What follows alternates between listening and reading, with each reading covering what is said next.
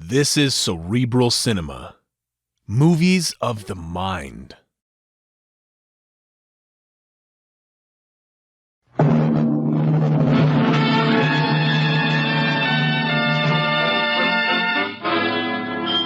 Dangerous Assignment, starring Brian Donlevy as Steve Mitchell.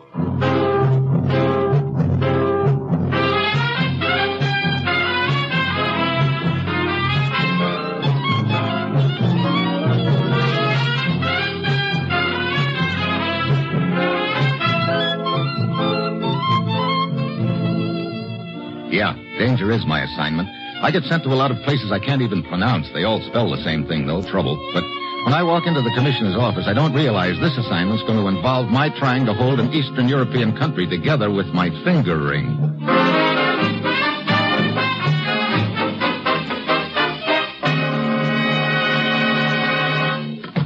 Morning, Commissioner. Ruth said you had an assignment for me. I do, Steve. Well, where do I go this time? To jail. Let's have that again. You heard me. I'm sending you to jail. Now, look, so maybe I did pad my expense account a little last month, but that isn't enough reason. Seriously, Steve, there's someone in jail I want you to talk to. A woman. Oh, well, you're sounding better by the moment. I'm afraid you don't get the point. Okay, what is the point? The point is on the end of the Kroner Cutlass, and it's a sharp one. Look, jail, sword points. I think you better start at the beginning, Commissioner. Take a look at this map, Steve. See this little country in Eastern Europe? What about it? Politically, it's on the fence right now. And as you know, that country has had a history of violence stretching back hundreds of years. Wait a minute. The Kroner Cutlass, isn't that regarded as a sort of symbol of unity in that country? Whoever has had it in his possession has always been able to rally the country behind him, yes. The Kroner Cutlass has been a symbol of unity, or rather was. What do you mean, was? Just before the end of the war, the Kroner Cutlass was given to a U.S. Army lieutenant for safekeeping by one of their national leaders. Shortly after that, the lieutenant was reported missing in action. And neither he nor the sword has ever been located. I still don't see what all of this has to do with my talking to a lady in jail, Commissioner. That lady is the missing Army lieutenant's wife. This morning, the police got an anonymous tip that she had in her possession a jewel from the handle of the Kroner Cutlass. What? That's right, Steve. They picked her up and brought her in. The jewel was in her purse. You trying to tell me that the Army lieutenant's really alive and has been sending jewels from his sword back home one at a time for his wife to sell? I'm only giving you what facts we have at this time, Steve. But I think there's a lot more to it than appears on the surface. Oh, for instance, maybe this whole thing's a frame, huh? I think it is, but thinking it and proving it are two different things. Naturally, that country is clamoring for the return of that sword. Well, we've got to find it before we can return it. Right. And I think you know there are interests in that country who would prefer that the sword not be returned, or if it is, that they're the ones who return it. Yeah, that figures all right. The most important newspaper over there is hooked up with these same interests, Steve. The story of this woman's arrest is already leaked out, and they're making capital of it. That's why we've got to act fast. Now, Steve, get down to the jail. Talk to the lieutenant's wife and get her story. Then go anywhere and do anything you have to find that sword and deliver it to the proper officials. Well, that's it. You've got your assignment. Good luck.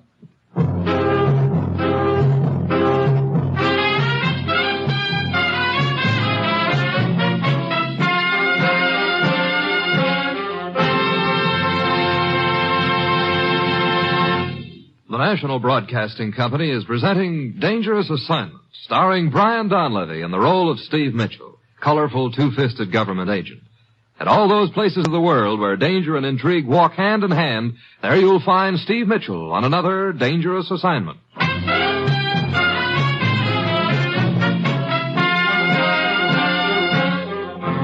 Sure, I've got my assignment. Just a simple matter of trying to locate an old beat-up sword. But the difference is that this particular sword could determine the fate of an entire nation. And I know that somewhere along the line I'm sure to tangle with an outfit who'll be trying their best to give me that sword.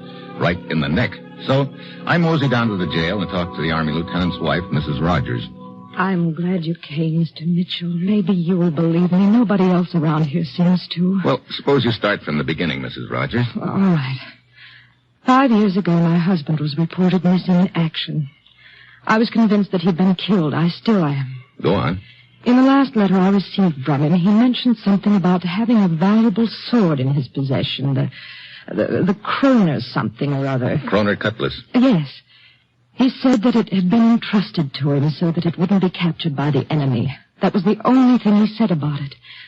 and I never heard from my husband again. Then how do you account for having one of the jewels from that sword in your possession? This morning a man came to my door. He handed me a small box and said it was for my husband. Before I could recover from the shock, he'd gone. In that box was a jewel. I see. Well, I didn't know what to do. Finally, I decided to go to the police, but on the way here I was arrested. I guess they didn't believe I was coming here to give it to them. Later, they told me that jewel had come from the handle of the sword. Yeah. You believe me, don't you? I'd like to. Look, you say a man came to your door and handed you that jewel this morning. Had you ever seen him before? No, never. Can you describe him? Well, he was short and dark. Well, that's about all I remember. That's not much to go on. Can't you remember anything else about him? I'm afraid not. Wait. His clothing. What about it? He was wearing a pea coat and dungarees. Could have been a sailor. Well, that's still not very much to go on, but guess I'll have to do with it. Thanks for the information, Mrs. Rogers. I'll see what I can find out.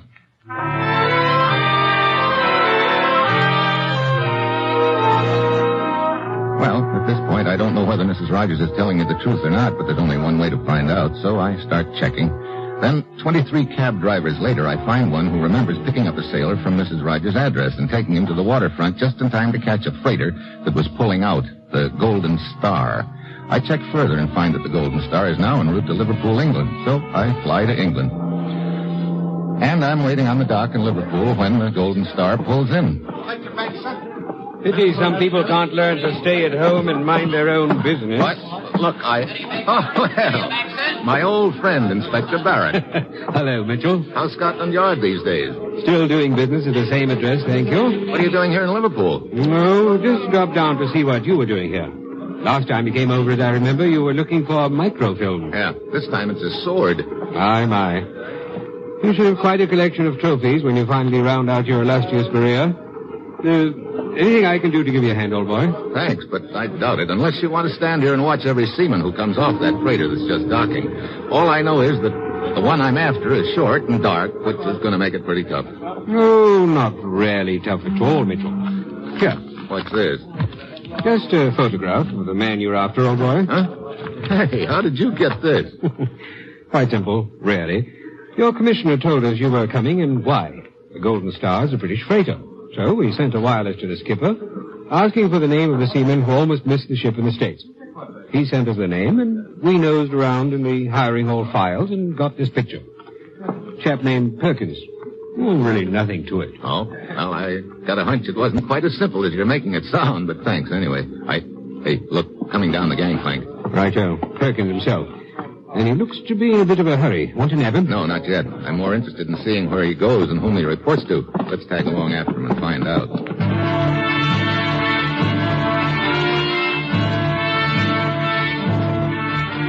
We follow Perkins off the pier. He grabs a cab and starts taking side streets, obviously trying to shake off anyone who might be tailing him, but Barrett and I stick. Finally, Perkins' cab pulls up in front of the railroad depot, and he disappears inside. We jump out and follow him, but when we get inside, Perkins is nowhere in sight. Well, quite a disappearing act the lad pulled on us, Mitchell. He's got to be around here somewhere, Barrett. Yes, but where? He may try to get on that train that's pulling in. He'd have to be pretty speedy to do that. That's a through train, doesn't stop here. Yeah. Hey, look, that crowd over on the platform. Yes, I got a glimpse of the blighter, too. Come on. Mitchell, he's trying to get through that crowd. Seems to be running from someone.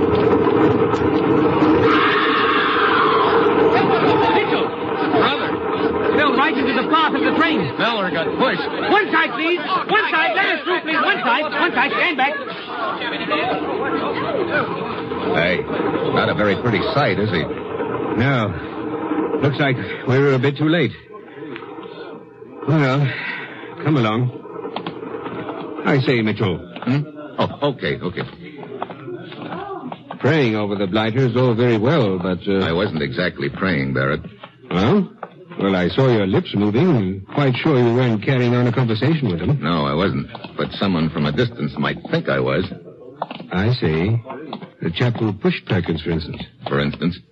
I say, aren't you sticking out the well-known Nick? If the killer thinks you have any information, he's liable to take a try at you. Well, that might give me a lead, and right now I'm fresh out. Strikes me as a rather grim way of getting a lead.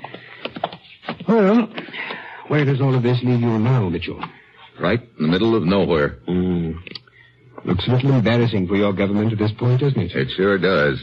A United States Army lieutenant gets a symbolic sword entrusted to him and disappears. Then a jewel from the sword turns up in his wife's possession.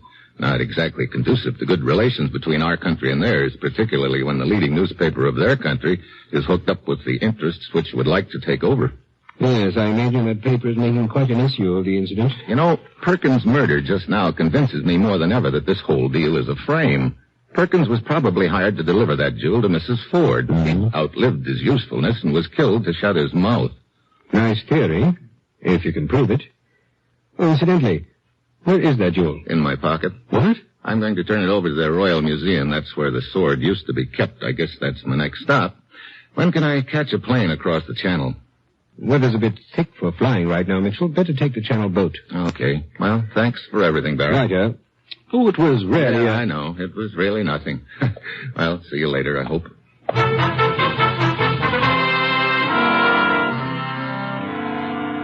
So I board the channel boat. It's dark and foggy, and as usual, the crossing is rough. And I stand out on deck at the rail, and pretty soon a sad-looking little gent is standing beside me. Oh. A little hard on stomach, huh? Oh, 15 times I crossed this channel. 14 times I am seasick. What happened the 15th time? I fly across. Oh, better that way, huh? No, that time I got airsick. He wanders down the deck and disappears into the mist. I stand there a few minutes more. Then suddenly I hear a little noise behind me, and I start to turn. Then I hear someone running at me. I drop to one knee. A knife flashes down at me. I grab a wrist and heave. He goes flying.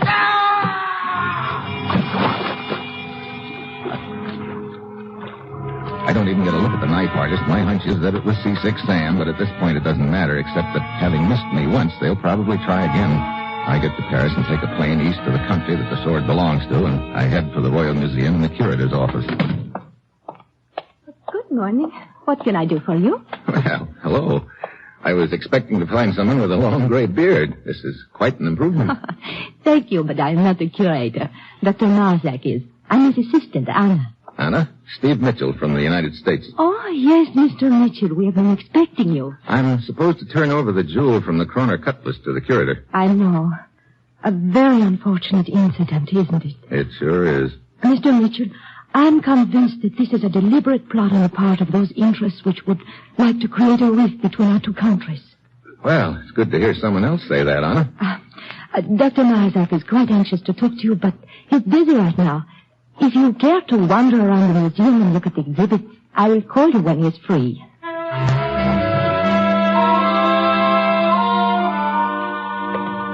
So I nose around the museum. It's a typical collection. A few fig leaf characters, a bunch of spears and crossbows on the walls, and a plaster statue of a general on horseback holding a sword in the air. One of our heroes, Mr. Mitchell. Oh, I didn't hear you come up. His name is General Kroner. He lived 2 centuries ago, and he was as devoted to our country as I am. Oh, well, speaking of names, what's yours? I am Gabor, the editor of the newspaper here. Oh, yeah, I've heard of your paper, gay boy. And let me assure you, I have heard of you, Mr. Steve Mitchell from the United States. You seem to. So your newspaper is devoted to the welfare of this country, huh? Completely. Sure. And has your interventionist government sent you over here in a feeble attempt to explain away this defamation of our national symbol, the Kroner Cutlass? You know, I'll bet you took those words right out of one of your editorials. The fact remains that your noble army lieutenants feel so little respect for our country that they steal our symbol and sell the jewels from it. Look, Gabor, according to our information, the army lieutenant to whom that sword was entrusted was killed in action several years ago. Obviously, he's alive and in hiding. You could have easily falsified the records. Oh, sure. Tell me, is there by any chance an election coming up in this country soon? That has nothing to do with it. Oh, of course not. I was just asking. Do not attempt to cloud the issue. The very fact that you have in your possession a jewel taken from the Kroner Cutlass is proof of our suspicions. Yeah. I must admit it does look sort of bad for us. You pretend to be unconcerned, yet I see you wringing your hands with nervousness. But you have indeed good cause to be nervous. You're so right, Gabor. Mr. Mitchell, Dr. Marzak will see you now. Thanks, Anna. I'll see you around, Indeed Gabor. you will, Mr. Mitchell. I intend to give your visit here the widest publicity. I'm sure of it. Right in here, Mr. Mitchell. Ah, Mr. Mitchell. Dr. Marzak? I am happy to make your acquaintance. Although I wish the circumstances were more pleasant. Sit down. Thanks. Dr. Marzak agrees with us, Mr. Mitchell, that this could be a plot. That is what I would like to think, Anna. But we cannot close our eyes to facts. I know. And here's fact number 1. The jewel from the Kroner Cutlass. Oh, wait. What's the matter, Anna? Let me see that jewel. Mr. Mitchell, this is the jewel you brought with you from the United States. It sure is. Why? But this is just a piece of cheap onyx. What? Oh, no. It's true, Dr. Marzak. See for yourself. This jewel was not taken from the Kroner Cutlass.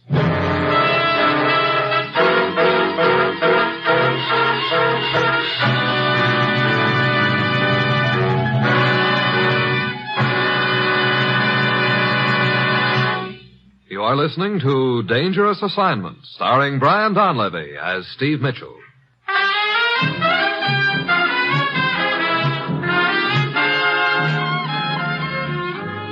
Look, are you sure this stone didn't come from the Kroner Cutlass? Of course I'm sure. Let me see it, Anna. Oh, here you are, Dr. Marzak. Why, Anna is right, Mr. Mitchell. Well, my theory is that this deal is a frame, but I hardly think the interest behind it would be stupid enough to give us a phony jewel. Wait a minute. Where are you going? I've got a little errand to do, Dr. Marzak. I'll check with you two later. Mr. Mitchell. Hello, Gabor. Good thing you're still hanging around. What do you mean? Go on into Dr. Marzak's office. I'll bet he's got an interesting story for you. Thank you. I'm certain he has. As a matter of fact, I have that story all set up in print and ready to run. Don't count on it.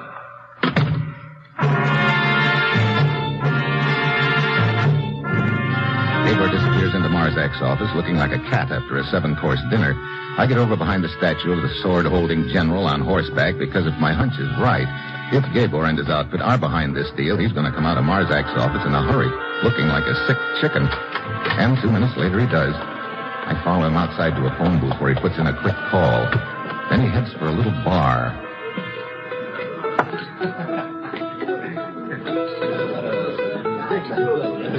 He downs 3 drinks in a hurry, looking more nervous by the moment. 10 minutes later, a fat gent comes in and waddles over to him. I slip the bartender a buck and learn that the fat guy's name is Kratz, the publisher of the paper that Gabor edits. I stroll over to them. Hello, Gabor. Oh, Mitchell. So this is Steve Mitchell from the United States. That's right, Mr. Kratz. You know my name. We all have our sources of information. You publish Gabor's newspaper, don't you? Your information is quite accurate. And how is your mission coming, Mitchell? I imagine you are having great difficulty explaining this incident. Oh? You mean Gabor hasn't told you yet? Tell me what? Well, as a matter of fact... Told me what? That jewel didn't come from the Kroner Cutlass. A very feeble joke, Mitchell. It's no joke. Ask Dr. Marzak or his assistant. They ought to know. You see, I was going to tell you I hadn't the time yet. You perhaps felt it was not important, Gabor. This whole thing is a trick, Mr. Kratz.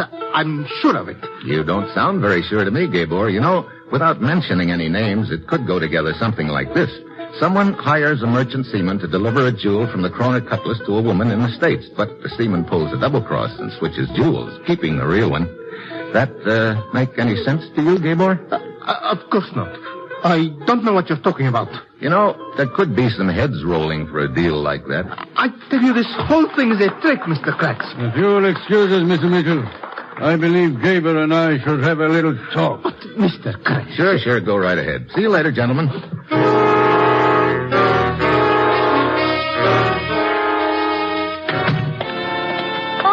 Mr. Mitchell. Hello, Anna.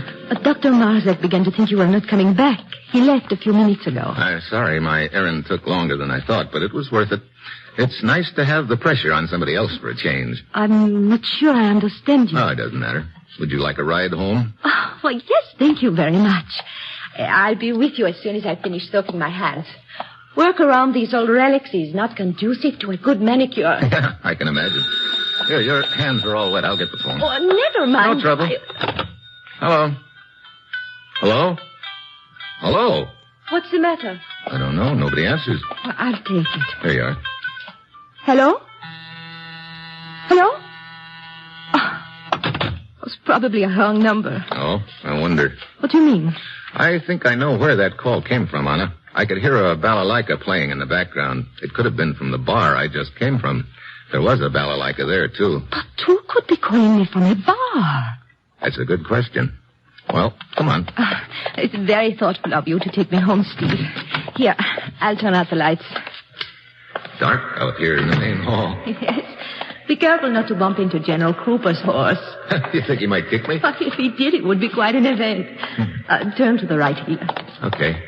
I guess you have every square foot of this place memorized, huh? Just about. Oh. What's the matter? Oh, I left my gloves in the office. It'll only take me a minute. Wait here.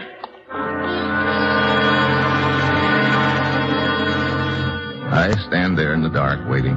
Several minutes go by, and I'm just about to go back to the office to see what happened to Anna when I hear a faint creaking sound to one side of me. I hit the floor. Something plunks into the wall over my head. I get to my knees and start circling in the dark, but the room is empty except for a heavy crossbow lying on the floor. Steve? Over here, Anna. Oh, wait, I'll turn on the lights. There. Are you all right? As far as I know. What happened? Somebody took a pot shot at me with a crossbow. What?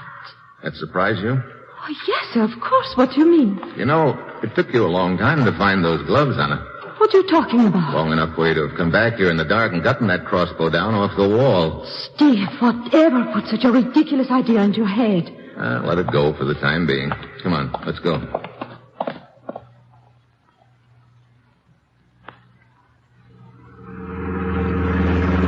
This is my apartment just ahead, Steve. Okay. Are you still suspicious of me, Steve? I guess right now I'm a little suspicious of everything, Anna. Or perhaps if you were to come up and let me mix your drink, Steve, you might find out that your suspicions were completely unjustified. I might, at that. Okay, Oh, what is it? Nothing. Look, I don't think I'll be able to make it, Anna. Oh, but I just Steve... remembered something I have to take care of right away. I'll be seeing you.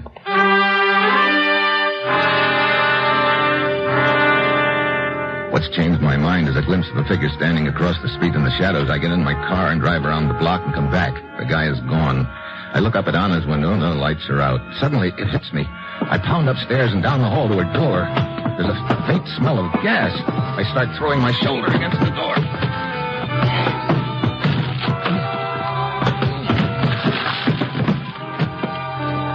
Windows are closed. The gas is on full tilt, and Anna's lying on the bed. I turn off the gas and open the windows. Anna. Here, I'll get you over to the window. Don't try to talk until you get some fresh air in your lungs. There you are. That's better? Oh, yes, much. What happened? Oh, someone knocked on my door. And when I opened it, whoever it was hit me. I didn't get a chance to see who. That is all I remember. Well, at least this attempt on your life sort of takes you off my suspicious list. But why would anyone want to kill me, Steve? I don't know unless... Hey, wait a minute. Put it together this way. Only 3 people outside the enemy's camp know that the jewel is a phony. You, Dr. Marzak, and myself. Oh, so? So, first an attempt is made on my life, that crossbow gag at the museum. Then an attempt is made on your life just now. Sort of looks like the opposition is trying to keep that jewel switch a secret, doesn't it? Oh, Steve, that means... That means they'll probably try next for the third name on the list, the guy who has that phony jewel right now. Dr. Marzak. You know his home phone number? Oh, yes. I'll call him right away. Tell him to lock himself up in a hurry. These babies we're up against believe in moving fast. I know they... hello? Let me speak to Dr. Marzak, please. What? How long ago? Do you know where he went? Oh, I see. An appointment. Oh, thank you. Where is he? Well, according to the butler, Dr. Marzak had a 10 o'clock appointment at the museum. Who with? Someone who telephoned him earlier in the evening. The butler doesn't know who. Someone who phoned him? Yeah. Could be the same guy who called the museum when I answered the phone, and in my book, that adds up to Gabor. Steve, Gabor will try to kill Dr. Marzak. It looks that way. What time is it? 10 minutes to 10. That gives us just 10 minutes to get there. Come on, let's go.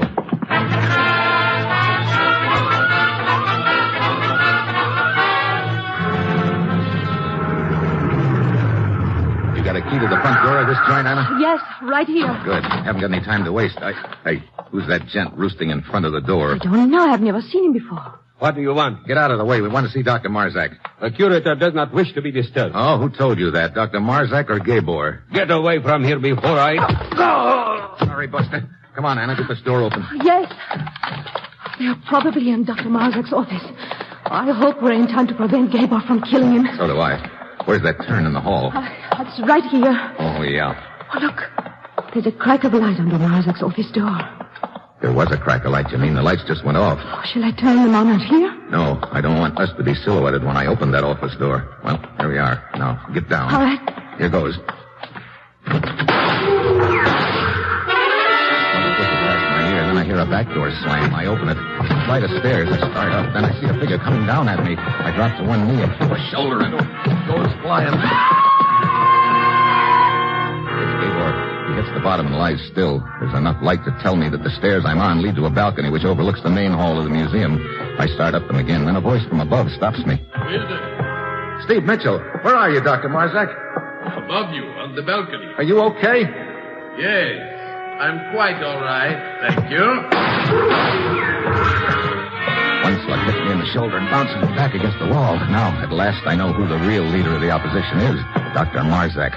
I flatten myself against the wall and inch up the rest of the stairs. He's shooting blind, and if I've counted correctly, his gun is empty by now. I reach the balcony, then I see a glint of metal. He's coming at me with a battle axe. I duck just in time. Yeah, axe cuts the air an inch above my head, and I let him have a left.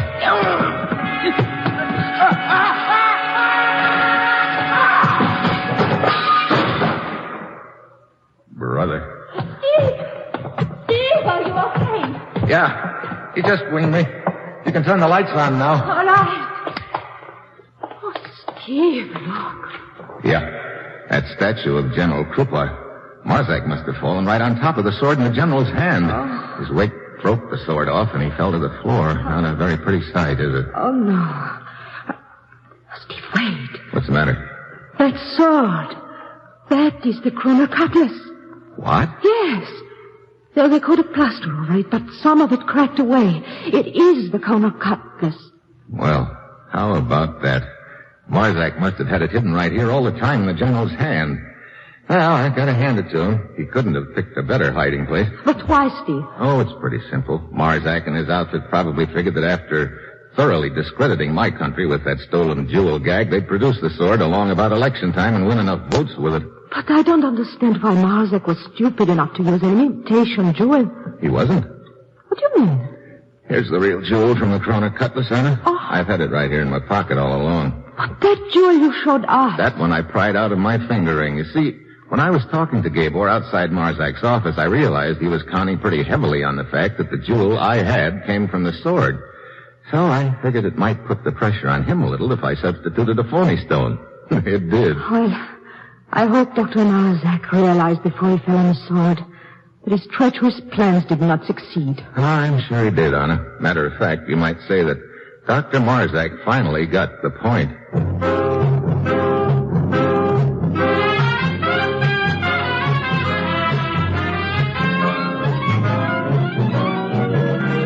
Dangerous Assignment, starring Brian Donlevy as Steve Mitchell, was written by Bob Reif and Adrian Chondo, with music by Robert Armbruster, and was produced and directed by Bill Karn. Be with us again next week at this same time when Brian Donlevy, starring in the role of Steve Mitchell, will embark on another Dangerous Assignment. Dangerous Assignment came to you from Hollywood's Radio City. Enjoy The Man Called X next, and later it's Dennis Day on NBC.